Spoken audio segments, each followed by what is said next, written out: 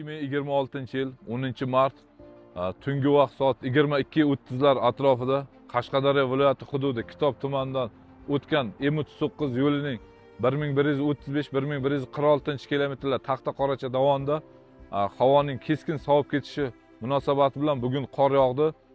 Hozirda kelib yo'llar qorlardan to'liq tozalangan, qum tuz aralashmalari sepilgan. Yo'llarimiz hozirda ochiq, vaziyatimiz barqaror, harakat bo'lib turibdi. Yo'llarda muzlamalar yo'q, to'xtab qolgan avtomashinalar ham yo'q. Haydovchilarimizdan so'rab qolamiz.